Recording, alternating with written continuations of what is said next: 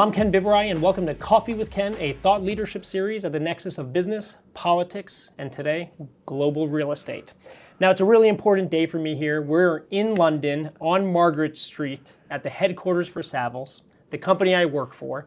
And the whole conversation today is to demystify something for the audience, Mark. They don't think I actually have a day job. So we're here to kind of validate that I don't just drink coffee. I'm here in person. So we're thrilled to have our global CEO and chairman, Mark Ridley, with us for Coffee with Ken. Cheers, Mark. Well done, Ken. Good to see you. And I know you have a real job. I know. Yeah, absolutely. I don't think I would have gotten into the building if we didn't. But I think it's an interesting time, right? So it's 2025.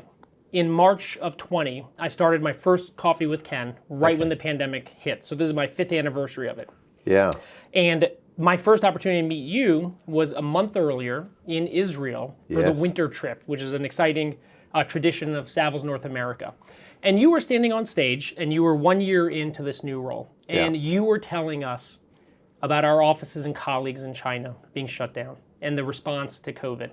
And I think we all just sat there and kind of took it for granted and didn't really appreciate the magnitude of what we were all globally about to experience. And I'll never forget your kind of steadfast commentary there. What was that moment like for you? You're a year in, you're setting a course, developing a plan on your own, and then the world changes. I'm going to go back a year earlier, actually, Ken, because if you think the year earlier, it probably had a preparation, because we faced a number of things during that year as well. We faced Brexit in the UK, we faced Hong Kong riots. And so, that was the start of a difficult period. And then, yes, we heard about, the challenges coming out of China, the lockdowns, the extreme, and the concerns then coming across. I guess going back to answer your question clearly, I think we have to be prepared for anything these days. And I suppose before you knew it, we were all locked down. All of us were locked down. And I think the most important thing for us, therefore, was to keep communication going. Keep that, that link. And a lot of people were, being really challenged, through that period. Really not being able to get out at all. And we learned a lot from how China and Hong Kong dealt with it. So we knew that there would be at some stage, a release. But for how long, we had no idea. So for me, it was all about looking after our people, over communicating with them, and making sure every business leader stayed in touch, and also staying in touch with our clients and our customers, because like you say, no one knew really what to expect, and we could perhaps use some of the learning we had as Asia started to unlock to see what the West would be doing in process. So quite scary. In fact, very scary, and also tragic, in many ways. So, but we learned a lot about how to survive as a business, as well as how to look after our customers. Well, in your role, you couldn't just be stagnant and monitor and protect and stabilize. You had to think about growth, huh? Yeah. I mean, so how do you stay on course? How do you innovate? How do you kind of cultivate and expand the brand globally? Yeah, well, interesting. So we learned a lot from that. So things like, public health. We manage an awful lot of real estate around the world on behalf of our clients. And so one thing was most important was how to make sure that people could re-enter buildings safely. How could they control spread of virus? And, that meant that we started to adapt our own businesses to reflect that. And it's still there now, making sure that, that really the health of a building is kept to the highest level. And I think that sort of adaptation made absolute sense, and as I say, has carried through, and it's become a new business line in a way. I think the other thing that was really, really important in terms of efficiency, it showed that we could do a lot more in terms of communication, by, remote, remote access, but communication through that, more instant access in a way. And as much as, I'm a proponent of, being back in an environment with your colleagues, I would say to you, obviously a lot of opportunities came to link people better together through remote working where it makes sense. So I think a lot of the lessons we learned are still relevant to the business now. Interesting. So talk a little bit about how you curate and manage this growth. I mean, even in the short time that I've been with Savills, we've opened and expanded in India. I think it's our fastest growing office now. Southeast Asia. I mean, so how do you think about kind of expansion on a global scale? Well, most of our expansion over the last 10 years has been organic, actually, rather than mergers and acquisitions. So, I think we look very we look at all opportunities for growth. But I think the big theme for us actually has been around consultancy. How do we develop our consultancy skills? Because as much as we want to make sure we can use our transaction teams to support our customers, very much we front end it through really good consultancy advice. Start with advice. So again, if you look at how we've developed, say India as a very good example, is around project management and consultancy, which allowed us to start really, as you say, in over 5.5 years, we started from pretty much zero in terms of people. We now have just under 1,000 people in India and 8 offices, and really good business and making very good profits now. All organic, so it shows if you choose the right opportunity, the right people, and have the right ambition, then you can grow fast. So a lot of these markets are really, really ripe for that. Sure. But every market is unique in of itself. Yes. So how do you maintain and develop a culture of what Savills is while still maintaining that kind of local identity and pedigree, right? Because the Savills North America operation, more tenant focused, certainly definitely more consultative these days versus just transaction. I've seen that in my career. Yes. But in each market, kind of different mandates, different offerings and service lines. And you're absolutely right. And one size doesn't fit all, firstly. So you've got to look at local market conditions. You've got to look at where the opportunity is, what your USPs will be. You've got to be agile. I think going back to, I suppose, the common denominator is DNA and culture, as you highlighted. Got to make sure the culture is right. And it doesn't have to be perfectly the same, as it has to adapt, but the values have to be there. So I think that is something that we are really good at, having only evolved through organic growth primarily. It's meant our culture has remained. We've been going for 170 years now. Yeah, and we are pretty much the only business that hasn't gone during that period through major M&A processes. So yes, therefore we are really, really fastidious in maintaining that culture and the value. And I think if you get that right, Ken, you accelerate growth. I mean, you bind your arms together, you think about the customer together, who should be supporting that customer. And if you get that sort of approach, then hopefully it develops the business. Yeah. One of the things I noticed from some of the leadership in the U.S. has always been this notion of you hire good people and you kind of get out of the way and make sure they have what they need. And I think it's a testament to Savills and this kind of ethos around creativity, being bespoke, that even someone like and we were chatting a little bit about this earlier, spending a lot of time now doing site selection and incentives for manufacturing, right? Yeah. I think another firm might have tried to kind of silo or stop or prevent that kind of innovation. And instead, I felt support, guidance, and was able to find teammates and colleagues to work together on projects like this. And I think it's a testament to kind of not being too rigid that you kind of stifle the innovation. So how do you maintain that? How do you the freedom you say, freedom of thought is really, really important. And if we don't evolve, then then eventually the business won't be viable. So we've got to continue to evolve our services. And I look back over 30 years, if I may, Ken. We started as a tiny business. We were a challenger, and we've become a global business. And to see that acceleration has been all of that free thought. People coming in saying, I can do something different.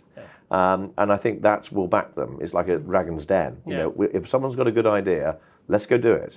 And I think the area you're talking about, so site selections, development, ultimately all we do is redevelopment. It has to be a redevelopment, a new opportunity. We deal with land and people that use land.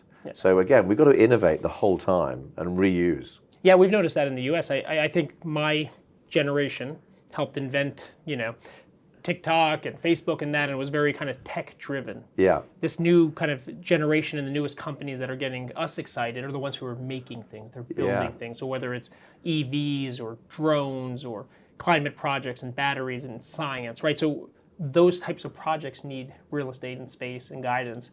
And from some of the incentives and work in the United States, it seems to be focused on attracting foreign businesses coming and building and manufacturing in America. And even with the new administration, there's obviously calls to come build here, right? So how do you focus on trend spotting, connecting all these offices? Yeah, that's a very good thought.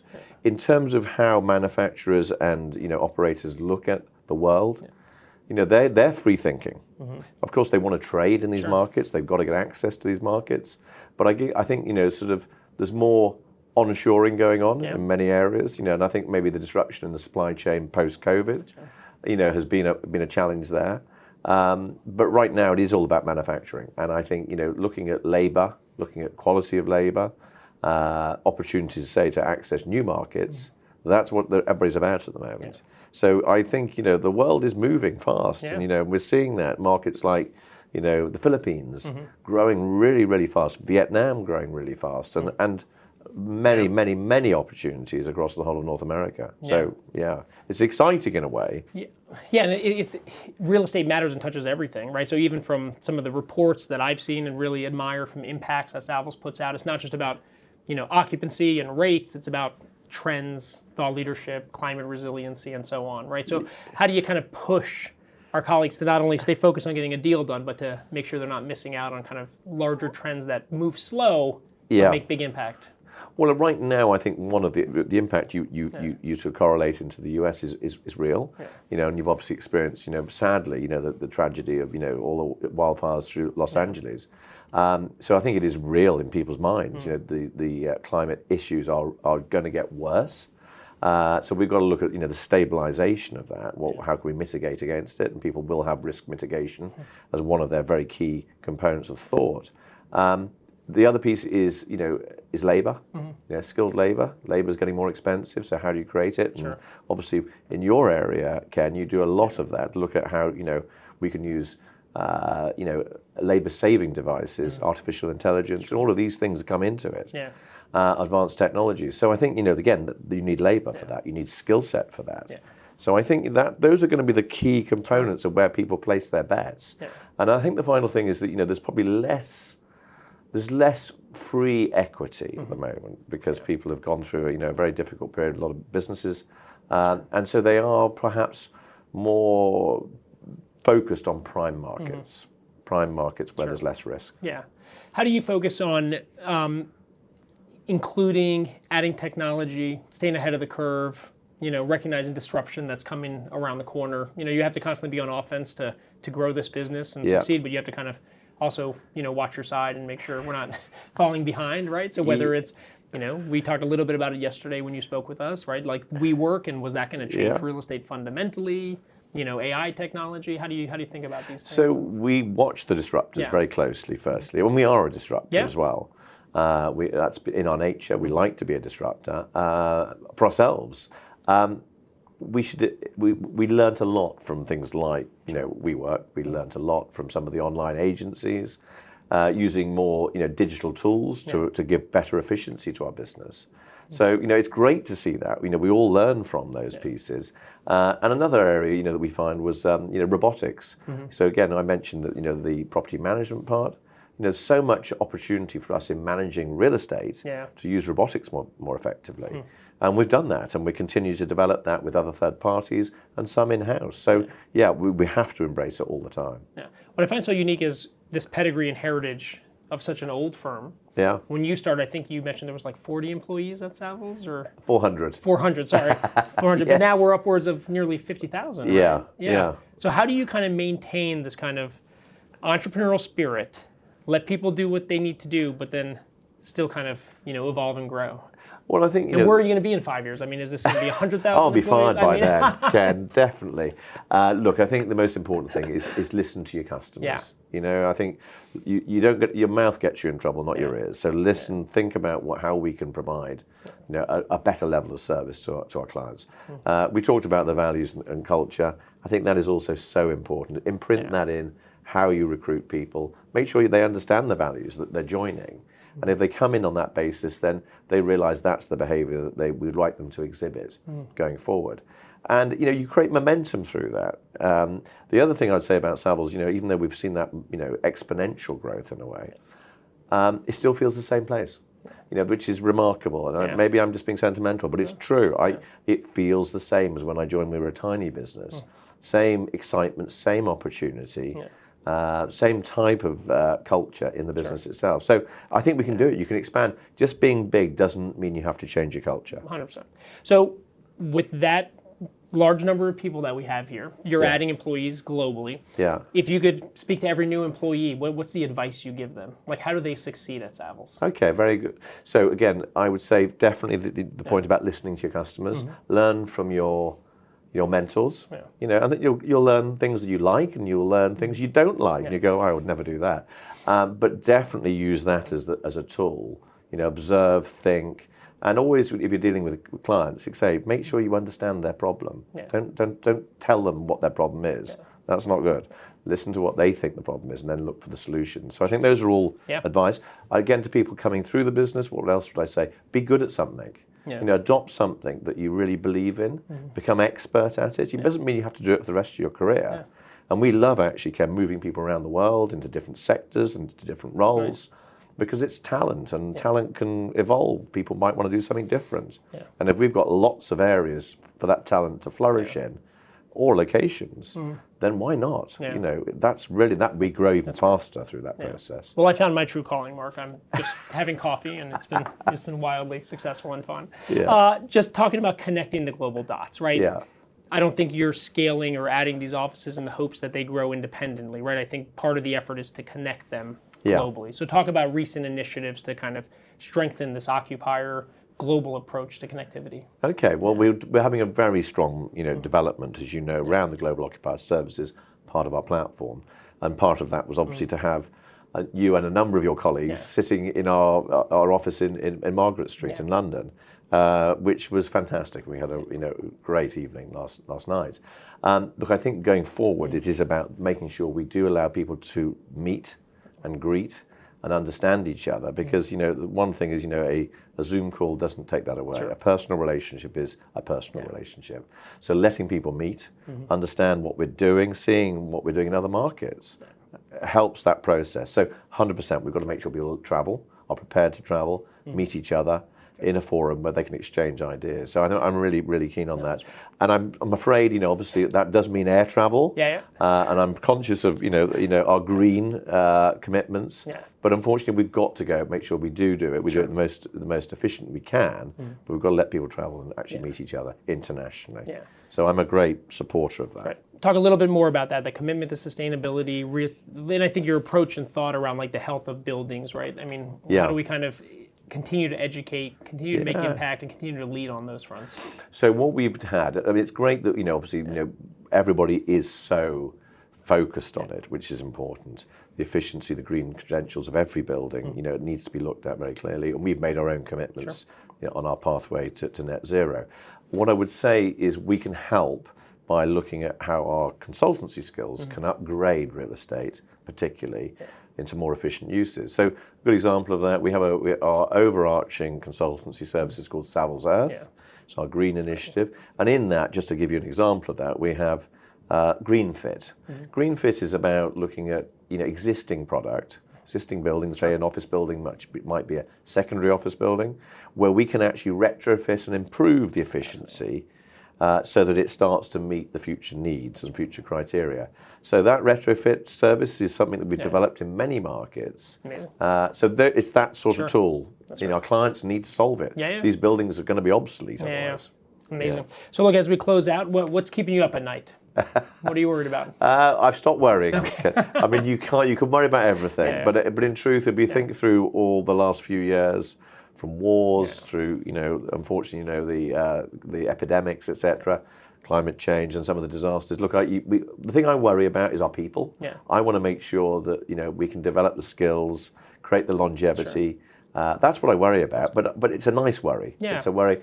I've got to be prepared for everything, as I found out. And guess what? Whatever I prepare for, it'll be something different coming down. Well, Mark Ridley, thank you so much. Thank you, Appreciate Ken. you joining us. Take care. Thanks for having us. Until next time, you can go on coffeewithken.com, and you can follow us on YouTube, Spotify, and iHeartRadio. Take care.